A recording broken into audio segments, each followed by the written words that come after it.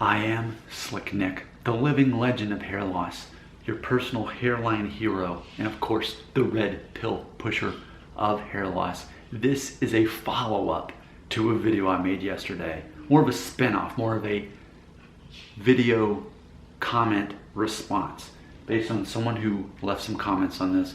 We're gonna get to action. We're gonna learn a lot about it because this comes back to the 10 things that I always talk about. Instead of focusing on your perceived hair loss, which you think sets you back, be red pill and focus on the 10 things you're actually being judged on a much harsher weight, as opposed to your own perception of what gives you value. That's red pill. So let's check this out. I made a video yesterday and the title of itself to me was a joke. It's kind of what they say tongue-in-cheek. That's how I titled it. I said, watch me fix my hair with a blow dryer and comb, pompadour undercut. So that's already funny because why would a 39-year-old man say, hey, watch me fix my hair? Like if someone told me to watch them fix their hair, I'd be like, no. So what's funny is that video easily got like 100 views, like pretty quickly. And so it's all a joke to me as far as all that goes, but you know, I understand that it can be relevant to watch someone fix their hair with a similar hairstyle and hairline. I get it, but the title itself was meant to be funny, and of course that's on my list of 10 things. Number 9, having a sense of humor. So always look for the subtlety that I'm putting in my videos. So here's the comment. Brian Cardona. Here's what he said. Quote: in my time right now, this was 13 hours ago that he did this. And keep in mind, I filmed the video Wednesday morning, like around 10 a.m. That's important. In the United States, it was like around 10 a.m. when I filmed and published that video, somewhere around there, okay? His comment: dude, nobody is worried about hair when our country is at stake. And that was all. The problem with that comment is about 100 people had already watched that video in the brief amount of time it had been up. So about 100 people already cared enough to watch the video. So I want to point that out. I said, then why are people watching this video? To which he said, Nick Shell, I guess those people are worried about the wrong thing at the moment. Our country is at stake and this video is uncalled for right now. United States has fallen and you are worried about hair. So I want to be very clear about something. I don't care about my hair. I feel like I say that in every video. People conflate two things. They think, here's a guy who has more videos on hair loss on YouTube than any other person. And that's a fact, that's true. I do have more videos on that. But they think because I talk about it, I care about it. Now, for those of you who know me, why do I make these videos about hair loss? What I want to do real quick, 3:13, okay? Pause the video.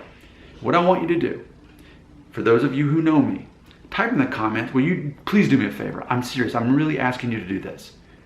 Pause the video and type a comment. And what I want you to answer is, why do I actually make these videos?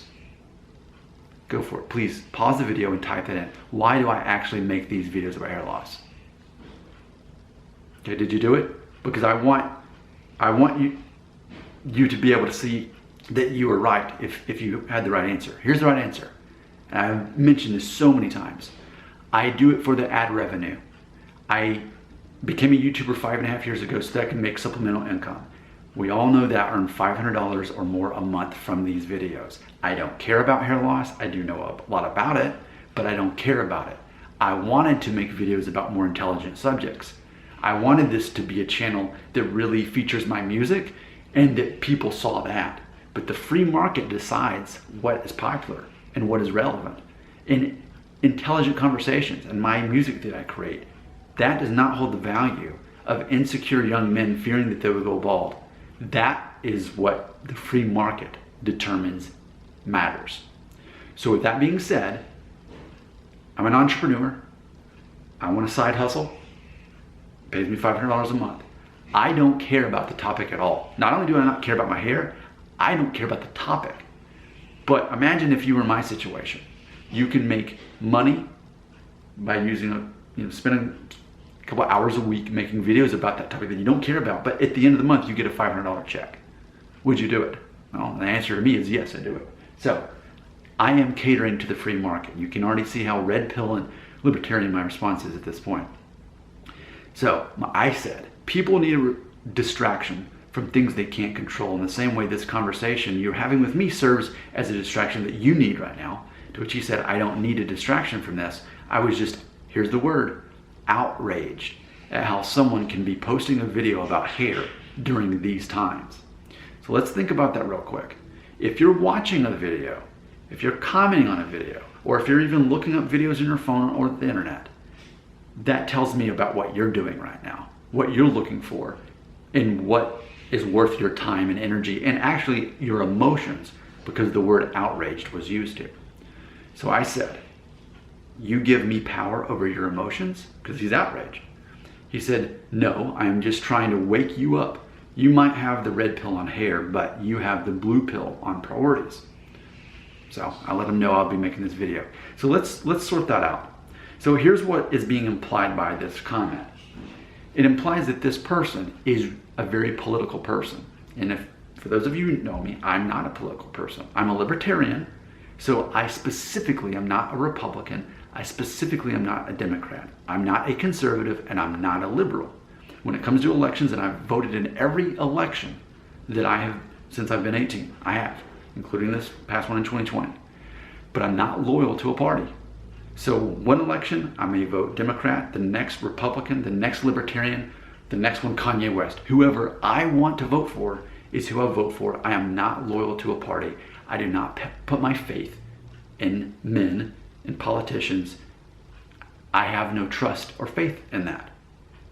So there's no part of my emotions that are going to change according to what's going on in politics. But it also implies, well, what are we supposed to be doing right now? Yeah, it's a mess right now what's going on with the government right now in January 2021. It's a mess. But what are we supposed to do about it? Are we supposed to worry about it, freak out about it? See, I don't know which side of the political fence this person is on. I don't care. I don't want to know. I don't need to know. Brian Cardona, if he's Republican or Democrat, I don't want to know because it doesn't matter. The fact is, as long as you're plugged into one party, that is going to be your perspective on life. And that's something very red pill about me. I unplugged from that system. So my emotions, my concerns, my worries are not attached to that. Ultimately, it comes down to this. People love to spread fear. CNN or Fox News, which one are you? I'm neither. I don't listen to the dogma of either one of those. I do not go on Facebook and find out what people are saying, or Twitter, or whatever it is. That's not relevant to me, because I am that red pill. So ultimately I ask, what are you supposed to do right now while the country is in turmoil, as it's being said? You know, for me, when people talk about a problem but they don't provide a solution, then that tells me ultimately they're saying live in fear, and I refuse to live in fear. So for example, I want to give you an example. Climate change, global warming. Something that is strange about that is people make a big deal about it, but they never provide a simple solution. They can never tell me in 100 words or less, here's what you, the individual, can actually do about it. The solution is always, well, you should vote this way. That's it. But nothing as an individual that I can do. Oh, you should drive a Prius instead of driving your Jeep Wrangler. But see, I know how it works. If I keep my older vehicle, it keeps another vehicle from being created, like a Prius or whatever, which is not good for the environment to begin with. So if you already have a dependable vehicle, which I do, you're better off driving it. That's better for the environment. So what's the solution? To live in fear? I will not live in fear. What should we be doing right now? See, that's the thing. So basically, it's implied that I'm at fault right now for making videos about hair loss, which people are clearly watching, which I think are silly to begin with, all these videos. It's all a joke to me. The only good that comes out of it is that I can actually help some people think more like a man and less like a boy, focus on others instead of themselves. Here's the thing, right now, as all this is going on, CNN and Fox News and everybody is making a lot of money from ads right now because people are watching the news to find out, and they spin that one way or the other. So are we just not supposed to produce new content? Is that what's supposed to go on? We might need to make this a series, but for now, your comments belong right here.